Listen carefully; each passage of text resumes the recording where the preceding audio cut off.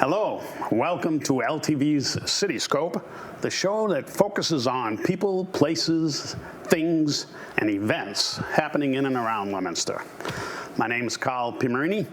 Today I'm going to be talking to Tony Wasiuk, a longtime friend of mine, and you'll find out in a few minutes why he's a friend of mine. Tony's the president of Medical Arts Hearing Instruments, a well-known local business. Tony is a fixture in the Leominster area, and he's a phenomenal licensed hearing device specialist. Today we are going to be talking about hearing instruments or devices and how unattended hearing loss can affect your total general health, which is interesting, and your well-being. We'll be diving into different types of hearing instruments, how they function, and this show is by no means an infomercial for Tony's business. It may look like that, but it's not. Tony's just here to give us information on hearing devices, which I think in today's world is extremely important. And it's a great educational tool for people too, so that they know how hearing aids work and if they may need one. We're going to find out today how you can tell all these things. So welcome back, Tony. Thank you, Carl. It's good to be here. How long? It's been a few years.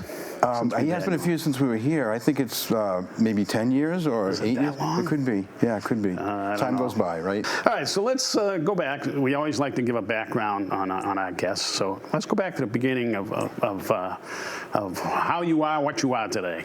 Well, I've been in Leominster at Medical Arts for 43 years. This is our 43rd year. My father and I were trained by a guy from Worcester that we bought this part of his business, the Leominster and Gardner business, and he trained us. That's the way it was done back then. We were trained by him, and we got certified, and that's sort of the beginning. And I didn't know that it would be 40 years. I'd still be doing the same thing, but that's the way it turned out. Now, were you born in Leominster, or were you born? We're from Worcester. From Worcester, yep. Okay. So, and the person that we bought the business one was from Worcester as well. Worcester, so that's how we connected with him. My father wore hearing aids way back in the early 70s. He was wearing hearing aids. And that's how we got involved with the person, and it was called Medical Arts Hearing in Worcester. Way back then. Way back then. Way back then. And it was in the Medical Arts building in Worcester. Wow. On Pleasant Street. So that's where it started, and that's how we got the name and all that stuff. So because it is kind of a long name for people to remember. Right. But right. if you think of Medical Arts, then you're halfway there. Right. You know, so it's great. So you saw your father involved in this. Is that why there was an interest? You had an interest in learning the same thing. Yeah, and we started at the same time. So we had this opportunity to get this business. Right. And again, things fall into place. You know what I mean? It's not anything that it was no grand plan, but it worked out well. Why is hearing loss such a stigma in this society as opposed to like vision loss? You know what I'm saying? Yeah, you know, I've heard it called a second-class sense. You know what I mean? And I think, the stigma of hearing aids, and it goes along with getting older. For some reason, people of all ages wear glasses. There's fashion glasses. People pay thousands of dollars for their glasses. So hearing aids don't have that sort of aesthetic appeal, I guess, or whatever. So, and I think it's less so now. I think people are walking around with these earbuds, and so there's less of a stigma to wearing hearing aids. And some of the hearing aids do, as we'll talk about later, some of the same things the earbuds do. You can get phone calls, you can stream music, so you can wear something that's pretty invisible and be listening to music as you're walking down the street rather than having something sticking out of your ear. Exactly. But there's also been the stigma with insurance not always covering a hearing loss, hearing devices and things, which I know is changing a little bit. Yeah. With Medicare, I guess you can get some compensation. Yeah. But but we'll we'll get into that as we go along. You had mentioned that hearing loss can affect your brain and your general health. How does that happen? Well, the studies that they're doing, especially with dementia and hearing loss, are kind of startling. If you have hearing loss, I think you're 30 or 40% more likely to get some sort of dementia, especially if it's an untreated hearing loss. We're still not sure about hearing aids, if they can slow that down. But those are the studies they're working on now. And some of the studies are 30-year-long studies, so they're very reliable studies, not something that a manufacturer sent out just to sell more hearing aids. These are well-documented scientific studies. So hearing loss is a comorbidity to that. And you talked about your dad, how he was isolated when he didn't have his hearing aids because of his sight issues as well. So it's a really big deal, and it is the way we stay connected. I'll tell people, go home and turn the picture off on your television, and you can still know what's going on. Now, if you turn the volume off, the pictures are pretty, but you have no idea what's going on. So it's pretty. You lose sort of the story pretty quick if you don't hear it. You know what I mean? So. Why does hearing loss go unnoticed or unattended by people for so long? You know what I'm saying? Well, most people have a hearing loss that's in the higher frequencies, especially if you've been exposed to noise, or even as we get older. So you can hear part of the speech normally, and part of the speech you're impaired. And the part of the speech that usually you're missing is where the consonant sounds are, which is a key for understanding speech. Okay, so you can hear part of the speech normally, so you think you hear.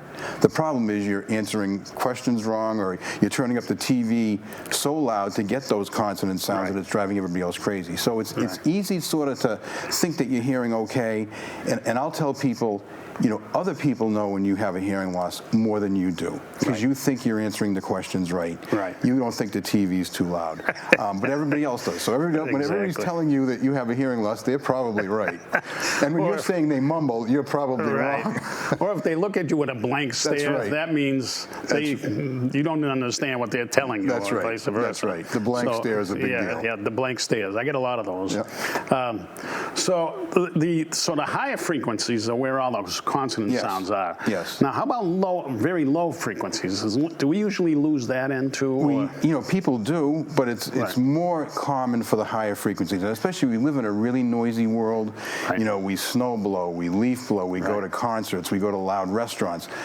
Years ago, we didn't do any of those things, so more younger people in their 50s and early 60s are experiencing this noise-induced hearing loss, even though they've never worked in a plastic factory or in a mill or anything like that. That just over the years of all these things, this combination of things, makes them have this higher frequency hearing loss.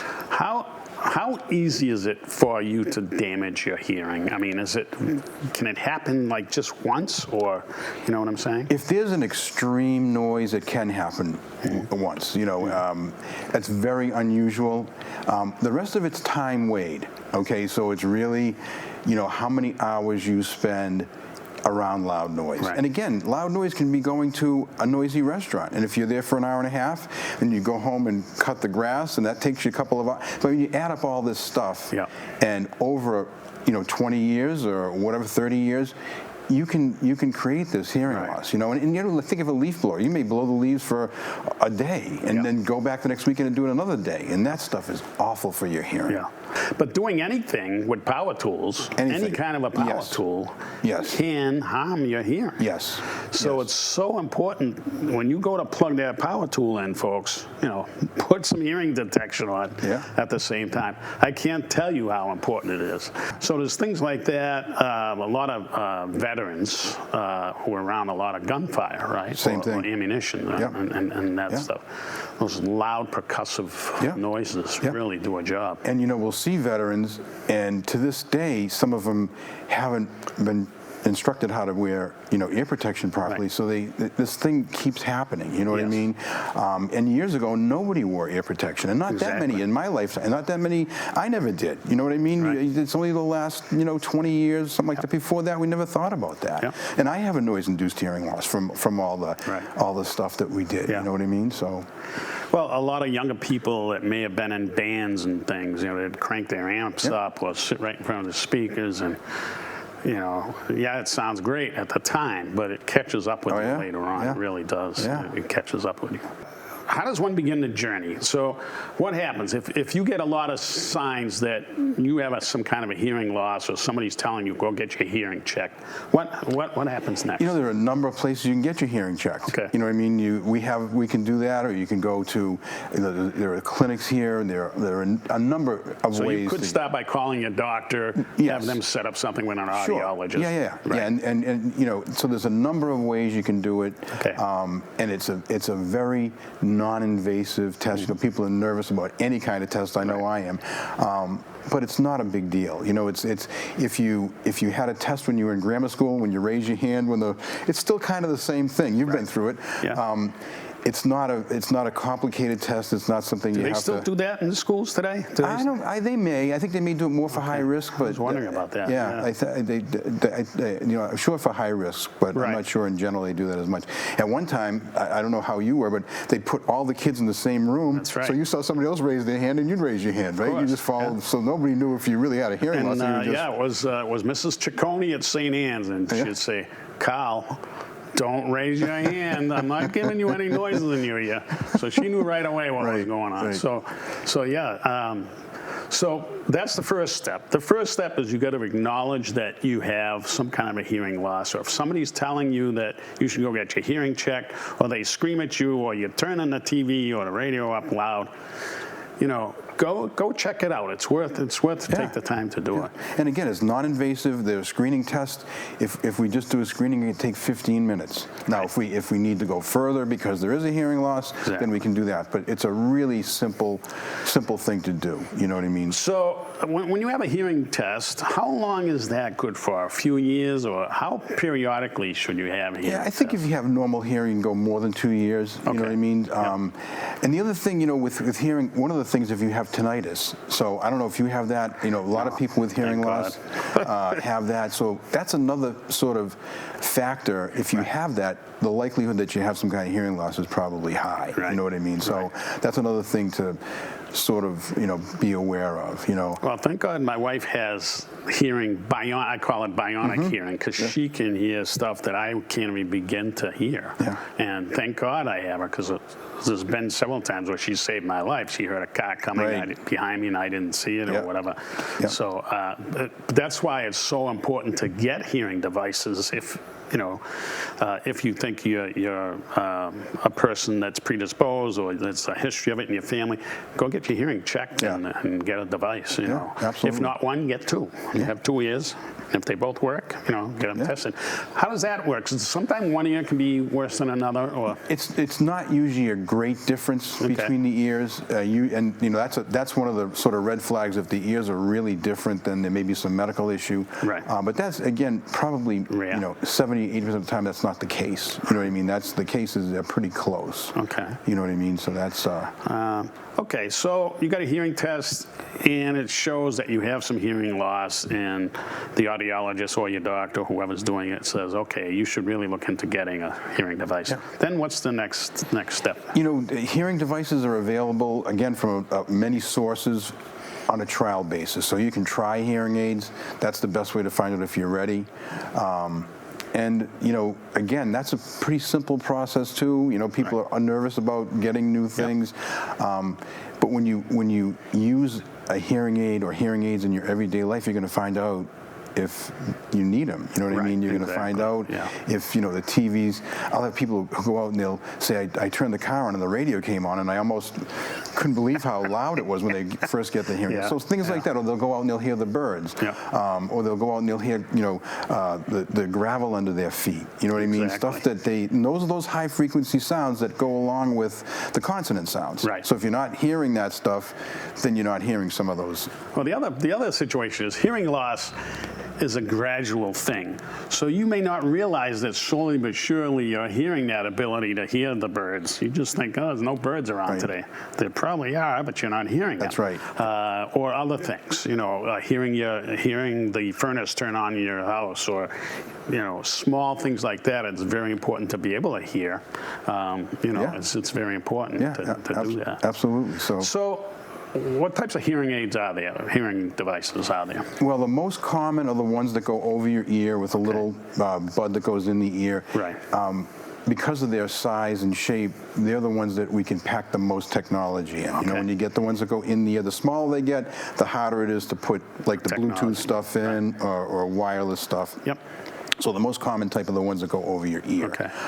And again, those connect to iPhones, those connect to other types of microphones and other devices. So those are that's probably 70% of the market. Okay, that's the big chunk of maybe it's even a little bit more than that. So that's the big chunk of the market is that type. Yeah, over the years I've used both. I've had some that went totally inside, and those work great. If you're the type of person that cares about if you have a hearing aid outside on your ear or something, you can get devices that go inside and you can't even see them. I mean, you have to look really hard to look in there to see them. I found that I needed the technology that Tony was talking about, so I switched to the ones that go over the ear, and I find it a godsend for a lot of different reasons. Why don't we get into some of the new technologies? Why don't we go through those? I've got some slides here that we can look at, and you can comment about them as we go through them. So this is an iPhone with an app. So the app can control the hearing aids, so you can have different settings for different environments, and you can also stream from the telephone to your hearing aid. So if you just simple things as telephone calls, or if you do YouTube, or if you have music, so all that stuff can go right to the hearing aids, and you can control the hearing aids. So this is, the apps have been around and the connectivity has been around for a few years, but now it's reliable. We had a really few years of a lot of frustration with the connections and the Bluetooth and all that. Now they've seemed to have ironed all this stuff out. I'll vouch for that. I find it an unbelievable tool to be able to adjust my hearing aid with my phone and to stream or Bluetooth directly to it. Yep. It's a phenomenal. It's really a game changer. It really is. Now let's go on to the next one here, and that's the type that goes over the back of the ear, and then that's called the speaker that goes into your ear. Yes, that's actually a wire that goes into it. They call it a receiver, but it's a speaker. Right. And the actual microphone part is on the part that's behind the ear. And the chip, and I don't know, this may be a battery operated one, or it may be a rechargeable. That's the other big advance that's happened, especially this year or the last year and a half or so, where I think rechargeable. So you put the devices. I think we have a picture coming up. And that's it right there. This is the cradle that you put the hearing aids in. Right. In this case, it takes about 3 hours to charge them fully, and they should go about 18 hours on a charge. Oh, that's nice. So it's 18 hours on a charge. A battery-powered one can last what, depending on? It's about a week of 12 hours a day. Right. Let's say something like that. And if you're streaming with the rechargeable, it cuts them way down. So the more you charge, the more you stream, it takes a lot of energy. Those are different color schemes, right? You can get very fashionable. Yeah, if you want. Yeah, absolutely. Or a color to match more your skin tone, right? Or your hair. A lot of people match their hair. Yeah. And these are just, demonstrating how sounds can be missed that you're missing out on. You can't hear your grandkids when they come up and talk to you, because they have high voices. They have high voices, and they have small voices. That's it's true. The same thing with women. Women's voices they're higher pitched, and they're not as strong. Right. So we measure obviously in decibels. Their average speech is maybe 5 decibels less than a male speech. Yes. Okay, so here's an exploded view of a hearing aid. Now all that stuff's packed in there. Yes. You're wondering why they tend to be a little costly? This is why. There's a ton of technology in there, folks, that makes your hearing today, it's not like the old days of hearing aids. Right. These hearing aids today can adjust to certain frequencies that you're you're losing. They can zero in on certain frequencies. It's amazing what they can do. I'm taking over for you. Oh, yeah. Yeah, you're doing all right. You have a lot of experience. So this is a different type, right? Yes, and if you look at the in-the-ear solutions, yes. that's a rechargeable in-the-ear. So those are just coming out. Obviously, it's easier with the behind-the-ears because they're all the same shape. When you get the in-the-ears, you have to cut them to the size of the You have to cut them to the size of the ear. So it's harder to do that. But I think that's going to be the next sort of thing where all the in-the-ears will start becoming rechargeable as well. And these are just these are different accessories. Accessories, yes. There are external mics. Right. I think the round mic is like a mic if you're in a meeting. Right. That you put the mic in the middle of a Bluetooth to your Bluetooth to the hearing aid, and you can pick up everybody around a table. I might have to pick up one of those. Yeah. Yep. Okay. And again, this stuff is more reliable than it was a few years ago. A few years ago, it was come and go, and you'd be in a meeting, and it would drop out. Now the connections are solid. You know. And that's people want more information. That's where they can reach you, right there. Yes. Yeah. Tony at donotShout.com. That's pretty easy to remember. So Keith, bring it back to us now. So you mentioned how hearing devices have changed. You mentioned people today are everyone's wearing Bluetooth earbuds all the time, you know. Yeah. And they're saying, well, how can I wear my Bluetooth earbud if I'm wearing a hearing aid? Right. Well, that's a no-brainer now. Now you can stream whatever you're listening to directly into your hearing aid. I'm not sure about if you're on a plane or something watching those things, but I'm not sure how all that. I guess all those are different. You know, all the different. They're all different. Yeah, all the planes have different technology. But I really don't miss using earbuds. I mean, if you want high fidelity sound, you can throw an earbud in and listen to it. It'll probably sound a little better on a hearing aid. Yep. But for the most part, watching movies and things like that, I think just having it Bluetooth right to your hearing aid is a game changer. It really is a game changer. It makes a huge difference for sure. And even with the ones that are inside the ear or over the ear, right? Which can be controlled by your phone. Yes. You also have some manual control on them. Yes. We have those buttons, and we can program them to do a multitude of different things. Okay, so we can just have simple volume controls, or we can have, again, those different settings for different environments. Okay. So it depends on what you need. Right. You know what I mean, and how much technology you want to get involved with. Sometimes I think the volume controls are just the best in general for most people. Yes. You don't have to guess what program you should be on. You can just say, well, it's too loud in here, I'm going to turn it down. If it's too soft in here, I'm going to turn it. So it's pretty simple. You know what I mean? So I think those are the most effective controls. What would you suggest if people have hearing devices and they do go outside and use a leaf blower? Is it best to put hearing protection over the device? Or take the device out? I tell people, if you're going outside, leave the hearing aids inside. You know what I mean? I mean, people lose them. And that's where they're going to lose them when they're outside. And plus, perspiration is one of the worst things for hearing aids, especially the ones that go over your ear. Yep. And a lot of people perspire along the hairline. Yes. So if you're going to go out for 5 minutes, that's fine. But if you're out there for a day, or half a day if you garden or whatever, you should leave them in the house. Okay. Yeah. So you can put a hearing protection like an earmuff completely over them. Yeah, you can. It won't cause any issues or problem, feedback or anything like that. Not anymore. Fine. Yeah. And a lot of times I've known people that have tried hearing aids, and they give it 2 or 3 days and they say, oh, this isn't going to work. I hate the sound of it, blah, blah, blah, and they pull it out and they don't use them. Yeah. What do you say to that? Well, the way that I like to do things, I like to see people once a week, especially first-time users. I try to set the hearing aids lower, and that's what the manufacturers suggest with their programs. To start off with? To start off with. Okay. And sort of just give a little bit of sound and kind of work your way. So if you're hit with too much sound at the beginning, again, this is my philosophy. There's a million different philosophies.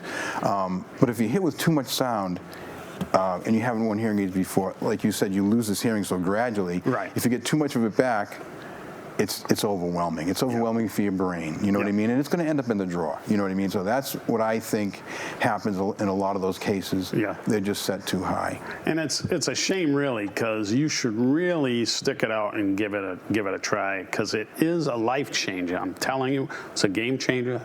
It's a life changer. I can't tell you enough. So if you are in that camp and you need some kind of hearing devices, you know, give it a try for a couple weeks, you know, and if it's too soft or too loud, contact your technician. They can adjust them, and you can get used to it. Yeah. So don't give up. Yeah. Just don't give up. Keep at it. It's true. And you know, you're retraining your brain, you know what I mean? So it's not, you know, as we get older, it gets harder to do all those things. You know what I mean? So I say it's like playing the piano. If you're going to play the piano, you have to practice. Right. So the same thing with the hearing aids. You have to wear them. Now, if you want to just wear them a few hours a day, that's fine. But you have to wear them consistently. If you're on and off, you'll never get used to them. Right. I think the rechargeable ones is kind of a game changer, especially for older people that don't have the dexterity to put batteries into hearing aids. Yeah. They can just stick them in the charge. Yeah. I think that's a great feature. Yeah, and it turns the hearing aids off automatically, so you don't have to worry about that. Then when you pull them out, it turns on automatically. And you know where they are. They're in your charger right there. You didn't put them here or put them there. They're right there. So that's I can see the pluses of doing that. I think it's already 50% of the market. Is it really? Yeah, I think so. So I think it's going to be, I don't know how big it'll get in the market, but it's going to be the majority of hearing aids will be rechargeables at some point. That's good. I'll probably wait until the battery length gets goes a little further. But I'm getting there. I like talking about it. That's been my life's work. And you know, it's great to see people, you know, after a week or two of them wearing them and having it really change their lives. Yeah. You know, it doesn't always happen, but it happens a lot where people come back and said, you know, I should have done it sooner. And one of the statistics that I've heard probably since I started, people wait an average of 7 years from the time they think they have or realize a hearing loss to the time they seek help. Now, you know, that's just a crazy number, and it hasn't changed. You know, I think with all the education and all the sort of things that you hear about hearing aids and hearing loss now, that it would be quicker, but that number hasn't changed. So people just wait, and that goes back to the beginning with the stigma and all that stuff. It's sort of a nut that's hard to crack. Well, so that just goes to show you, people, don't wait. Listen to Arnold Schwarzenegger when he says, do it now. Do it right now. Get a hearing test. Get some hearing aids. Now, I know the cost is different. Can you get some help from Medicare or insurance plans? Most of the private insurances don't help with the hearing aids. Some have these buying groups that you can buy hearing aids through. And there's a wide range, and I think that's another thing that's really going to change over the next year or two. That they're doing, there's a law for over-the-counter hearing aids without getting a hearing test. That hasn't been implemented yet, and it probably would have been if it weren't for COVID. So that may happen in the next year or so. So those will be lower-price, entry-level things. You know, so it goes anywhere from something like that, you know, to a Costco, to, you know, the bells and whistles and all that stuff. So it's a wider range than it ever was. You know what I mean? So, and you know, the numbers. And there's finance plans and the whole nine yards. All that stuff. Yeah, and again, you know. It's affordable, folks. Yeah, it's affordable. Yeah, and you know, it's worth it for marital health and whatever else. You know, it really is. In the long run, you know, it's worth it if you can slow down. Something like Alzheimer's or something like that. I mean, it's worth it to be connected to the world, and it really is the way you stay connected. I'll tell you, I mean, it's worth it the first time you go to a school play and see your kids or your grandkids, and you can hear what they're saying on the stage. That's the game changer. That makes all the difference in the world. Yeah, it really does. And there's a million stories like that, and that's what really, you know. Makes a difference. So that's good. That's excellent. Yeah. Well, Tony, thank you. Is there anything that we haven't covered you want to touch on? I think we're good. I congratulate you on this beautiful studio. Thank you. You guys do a great job for the city, so it's good. Thank you very much. Good. Thank you. Yeah. I appreciate it. And I want to thank my crew, Keith and Bradley in there, for crewing the show. And we're going to be wrapping it up, folks. So thank you again for watching Cityscope. Stay well, happy trails, and remember, time waits for no man. So do it now, right now. Thanks.